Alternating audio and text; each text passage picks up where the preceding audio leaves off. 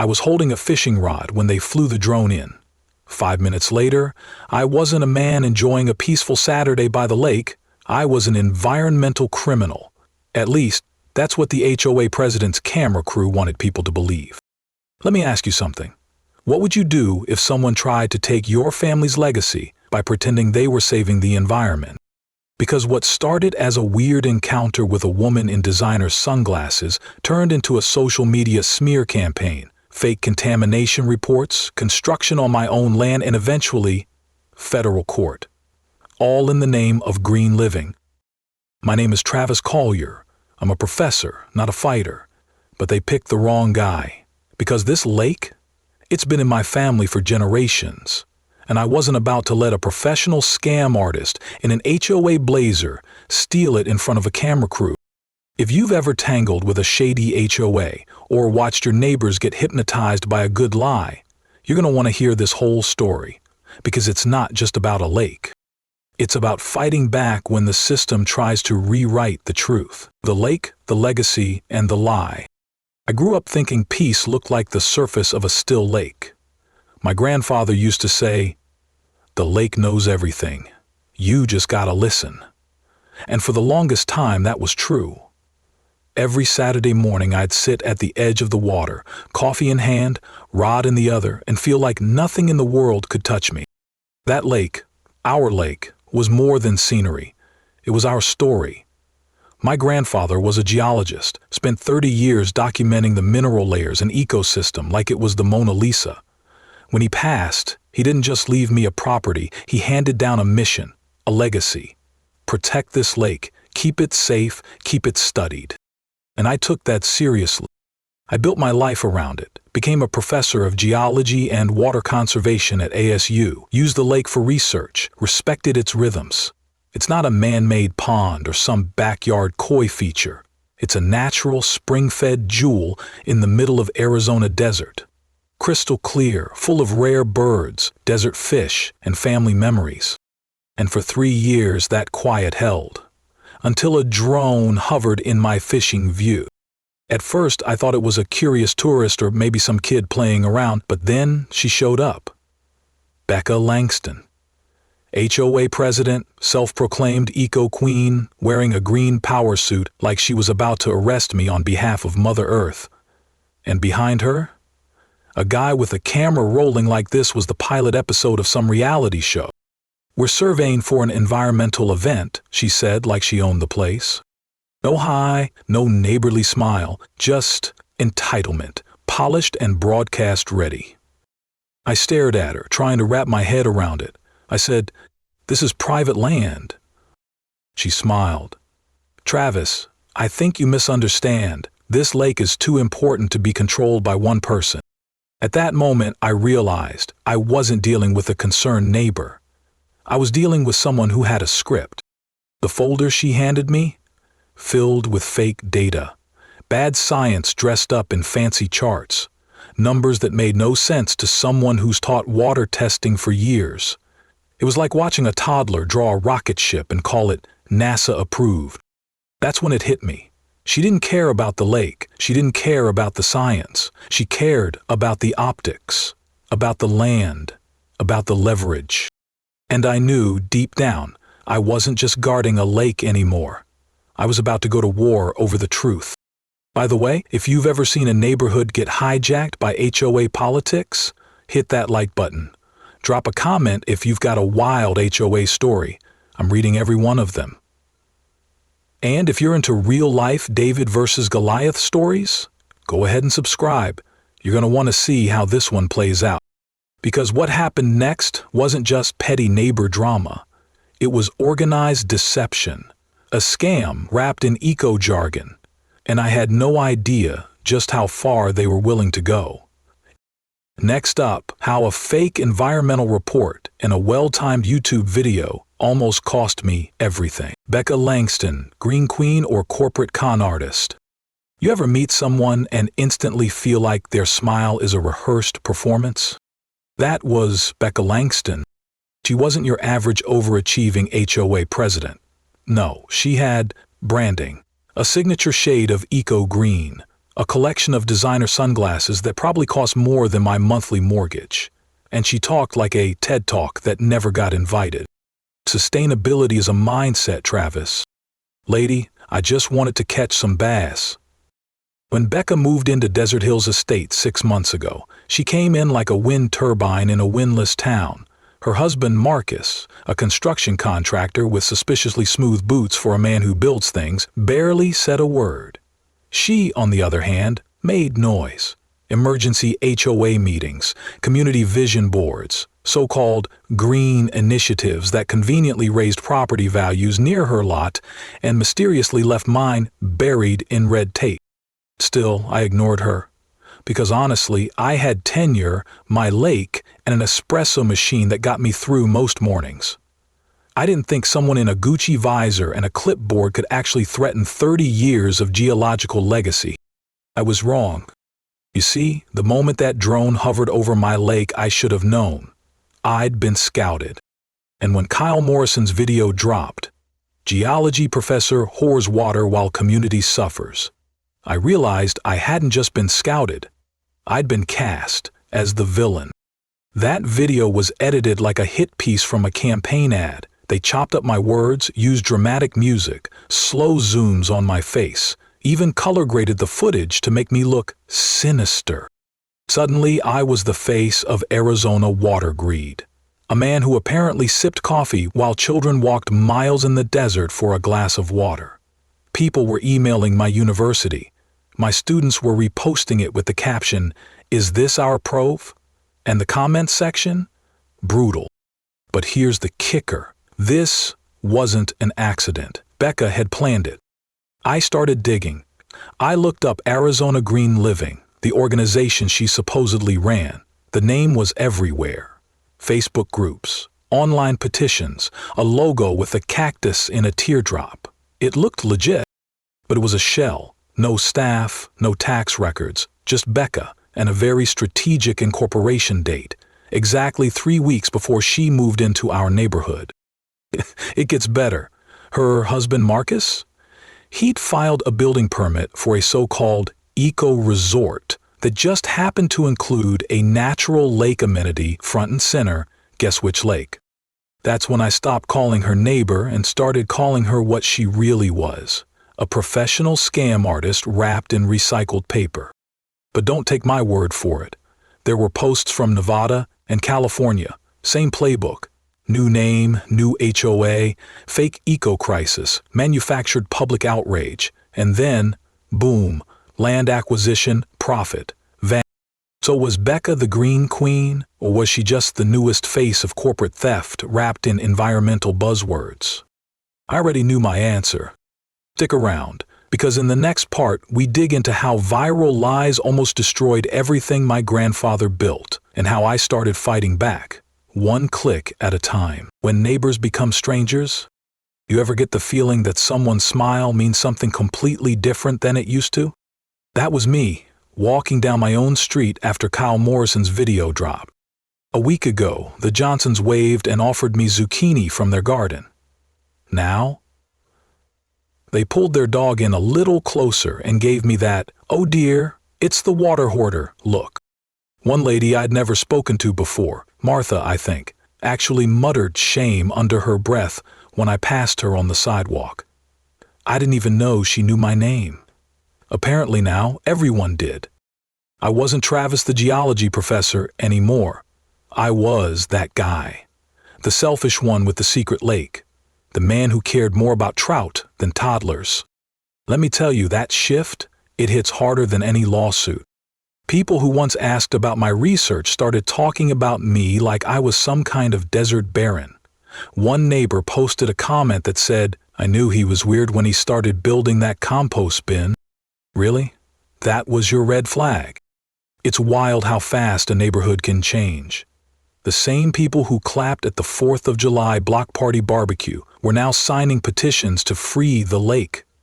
They used to ask about my grandfather's legacy. Now they acted like we were a secret cabal hoarding Arizona's last clean drop of water. Sort of. Becca's campaign was slick, emotional, wrapped in phrases like community access and environmental responsibility. She knew exactly how to push the right buttons. And once people saw that video, the edits, the dramatic narration, it was easier to believe the story than to ask questions. It wasn't that my neighbors had turned cruel. It's just the story they believed painted me as the villain. And once you're the villain, it doesn't matter what you say. But what really broke me? I went to grab coffee at my usual place, the little cafe on Canyon and 12th. The barista, Jesse, didn't say hi, just handed me my drink with the label, Water King. Funny? Maybe. But not when your hands are shaking and your inbox is full of hate. That night, I sat at my grandfather's old desk and stared at his water testing journals from the 1980s. Neatly written notes, diagrams of fish populations, photos of the lake through the decades. It hit me hard. This wasn't just science, it was legacy. And now that legacy was being turned into a meme. I felt angry, embarrassed, isolated. But most of all, because if they were going to turn my neighbors into strangers, I was going to turn facts into firepower. In the next part, we pull back the curtain even further, and what I found in Becca's past blew this whole thing wide open. Behind the curtain, the real plan unfolds. I used to think greenwashing was just some corporate buzzword, like something soda companies did to make their plastic bottles look ethical. But after what I uncovered about Becca Langston and her so-called eco-activism, I realized this wasn't greenwashing. This was a full-blown environmental Ponzi scheme. It started late one night. I couldn't sleep. My inbox was a war zone, and my university was asking for clarity on the situation. I needed answers, fast. So I did what any desperate geologist with a Wi-Fi connection would do. I Googled. Started with Arizona Green Living. Sounded official, right? Turns out the domain was bought 3 weeks before Becca moved in. No staff directory, no published research, no real grants. Just a slick homepage, a lot of buzzwords, sustainability, community partnership, eco-forward stewardship, and a donation button that worked a little too well. I dug deeper, found the business registration, and that's when the gears started turning. Becca Langston wasn't just an HOA president with too much time on her hands. She was a grifter, with a resume of aliases longer than a CV. Rebecca Martinez in Nevada, Becky Lang in California, Rebecca Stone in Phoenix. Each name tied to nearly identical HOA, environmental emergencies, different towns, same playbook, and each one ended with residents losing something, usually land, money, or peace of mind. But here's where it got really crazy. Her husband, Marcus Langston, had filed preliminary permits for a luxury desert resort. You know what was in the architectural plans? A lake. And a spa called the Oasis. My lake, my family's lake. It wasn't about community. It wasn't about the environment. It was about waterfront views and booking rates. The kicker? The permit was submitted before their moving truck even pulled into Desert Hills Estates. I sat there in the dark, blinking at the screen, feeling equal parts furious and stupid. I'd been playing checkers while they were building a casino on my backyard. Now I knew the truth, but knowing wasn't enough. Because while I had research, documents, and a whole lot of righteous anger, they had already won the public narrative. It was time to flip the script. Coming up next, what happens when I try to tell the truth and nobody wants to hear it? Stay with me for the next chapter. 5. The fight for the mic. When truth. Oh, and if you've ever uncovered something shady behind an HOA's smile, hit that like button, drop your story in the comments, and don't forget to subscribe, because this rabbit hole, it's only getting deeper. Smile for the camera. HOA propaganda and media warfare. You know you're in trouble when your lake ends up on YouTube without your permission and suddenly you're trending under Water Hoarder. It started with a text from my colleague Sarah. Just 6 words. Travis, what the hell is this? Attached was a link. I clicked. Cue dramatic music, Kyle Morrison's smug voiceover, and there I was, me, fishing rod in hand, looking like the villain in a nature documentary. While families struggle with Arizona's drought, one man hoards a pristine water source, all for himself. Seriously? They chopped up my words from Becca's drone ambush, added grainy black and white footage, and overlaid it with clips of thirsty children and cracked desert ground. I half expected Morgan Freeman to start narrating. In Kyle's version of the story, I wasn't a professor. I was some Bond villain, twirling my mustache over a private lake while entire communities withered away. And people believed it.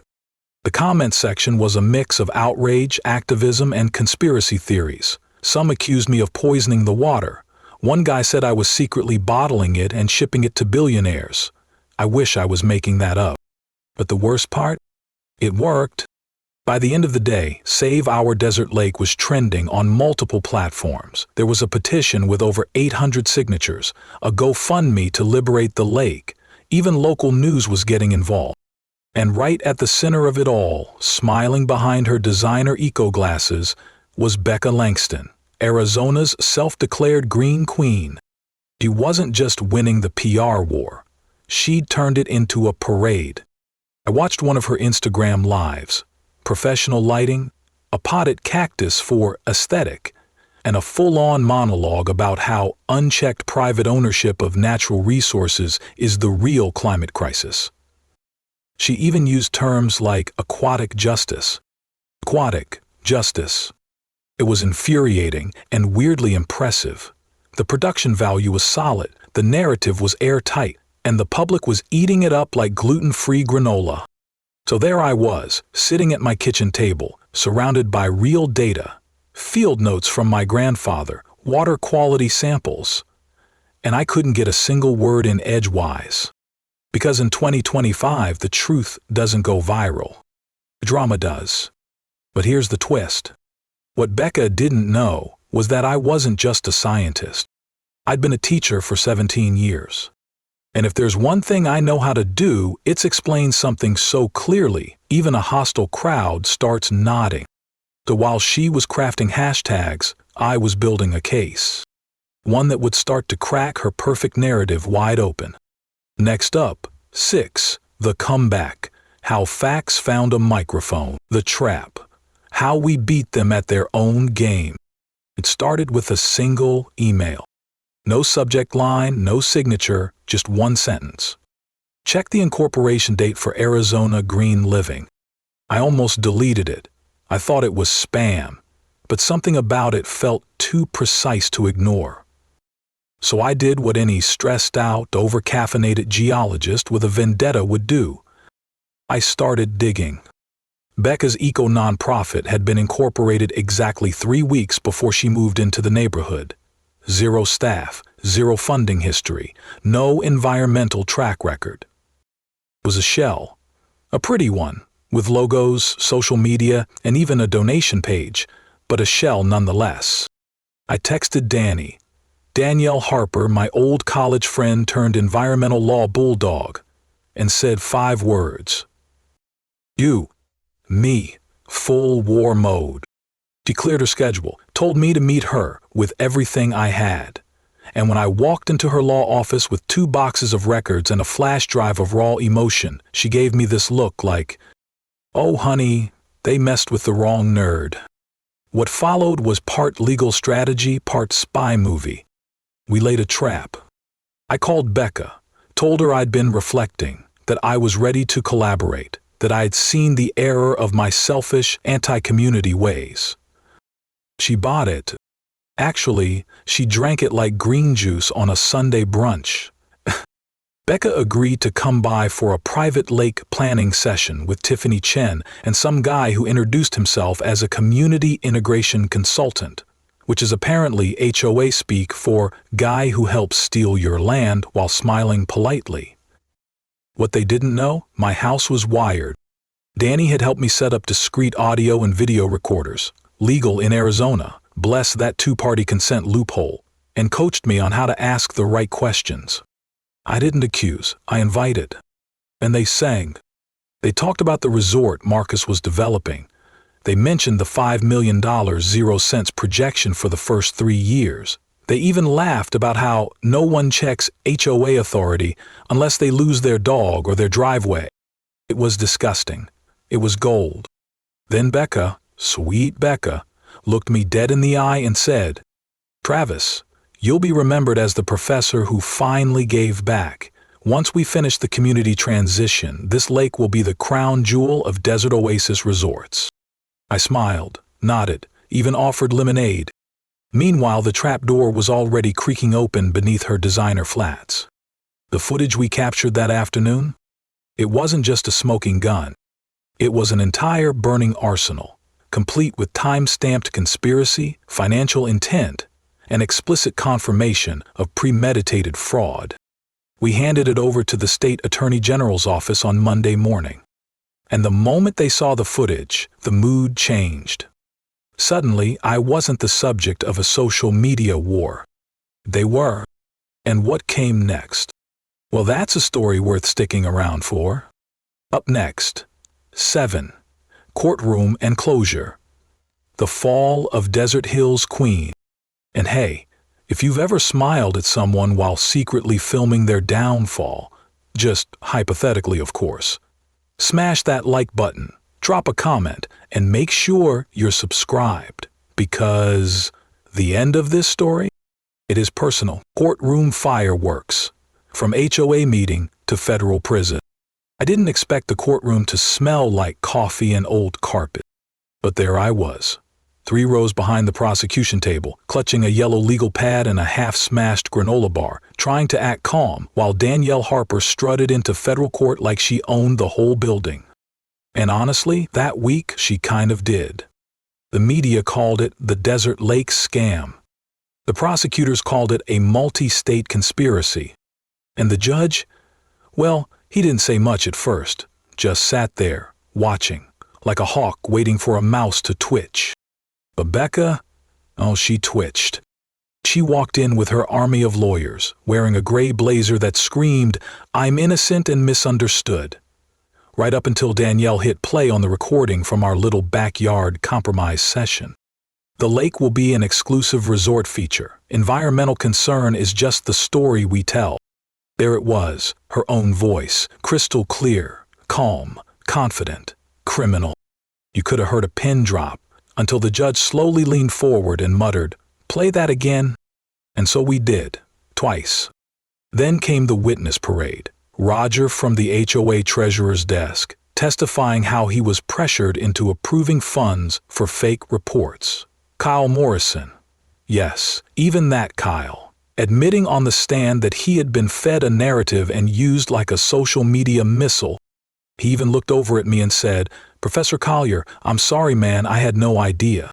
I nodded, forgave him. He'd actually turned around and started posting content to warn others about HOA scams. That redemption arc? Chef's kiss. But the highlight? Oh man, the highlight? Was Marcus Langston. See, Becca cracked first, but Marcus? He folded like a lawn chair in monsoon season. Admitted everything. The resort plans, the property records search, the targeting strategy. Even confessed that Arizona Green Living had been created solely to give legal cover for taking my lake. The jury didn't take long. Guilty on all counts. Wire fraud, mail fraud, conspiracy, charitable fraud, racketeering. Becca got 8 years, Marcus got 6. The courtroom actually applauded. The judge had to bang his gavel and remind everyone, this is still a federal court, not a football game. But I don't think anyone cared. We'd won.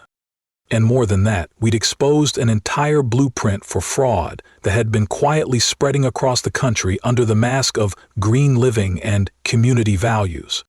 HOAs everywhere were now on high alert. States started revising laws. Becca's case became a template for how to fight back. And me? Well, I had one more thing to do before this story wrapped up. Because in the final chapter, you'll see what happened after the gavel dropped, and how a lake once targeted for greed became the heart of a movement. So don't go anywhere. Next up, 8. Lake of the People. What justice looks like in the rearview mirror. A lake restored, a legacy preserved. 6 months later, I woke up to birdsong and the smell of creosote after a rare desert rain. The kind of morning where even the saguaros look like they're stretching after a good nap. I grabbed my coffee, stepped onto the back porch, and stared out at our lake. No fences, no signs, no cameras. Just sunlight glinting off the water like nothing had ever tried to steal it. Except everything had, and somehow it survived. That morning, kids were setting up folding chairs along the bank for the first annual Desert Hills Science and Nature Day. My students from Arizona State were leading tours about desert hydrology. There was a booth with lemonade and another where you could test water samples and learn about pH balance. It was nerd heaven, and it was beautiful. A few feet away, an older couple sat quietly on a bench that we'd installed where the construction fence used to be. The man turned to me and said, "I used to think this lake belonged to one man. But now I get it. You were the one protecting it for all of us." I nodded, smiled, and tried not to tear up. Because the truth is, I had started this war to protect my grandfather's legacy. But it ended up becoming so much more. It became about standing up to lies dressed as virtue, about reclaiming community from manipulation, about proving that ordinary people, yes, even quiet geology professors with bad knees, could say no to corruption and actually win. And it reminded us all of something we'd almost forgotten. Justice isn't just about laws. It's about courage and patience, and the kind of neighbor who's willing to tell the truth even when no one wants to hear it. The HOA now had new leadership, people who didn't speak in buzzwords or carry clipboards like weapons, people who brought shovels to community cleanups, not lawsuits to back porches. Becca and Marcus were gone, their scam exposed, their assets seized and used to fund education programs that now help other neighborhoods recognize red flags before they turn into sinkholes. And me, I was back to fishing on Saturday mornings, only now I wasn't alone. One kid, Jeremy I think his name was, walked up last week and asked, "Mr. Collier, is it true your grandpa discovered a fish species in this lake?" I smiled, reeled in a bays, and said, "Not just a species, 3, and they're still here, just like us." So yeah, we didn't just save a lake. We restored truth, preserved legacy, and built something stronger than property lines. We built trust. And every time that water ripples in the desert sun, it reminds me that some things like honesty, heritage, and standing your ground don't just survive storms. They outlive them. If this story resonated with you, hit that like button, drop a comment about your own neighborhood experience, and subscribe for more real-life battles where justice and humanity collide. Because sometimes, one lake really can change everything.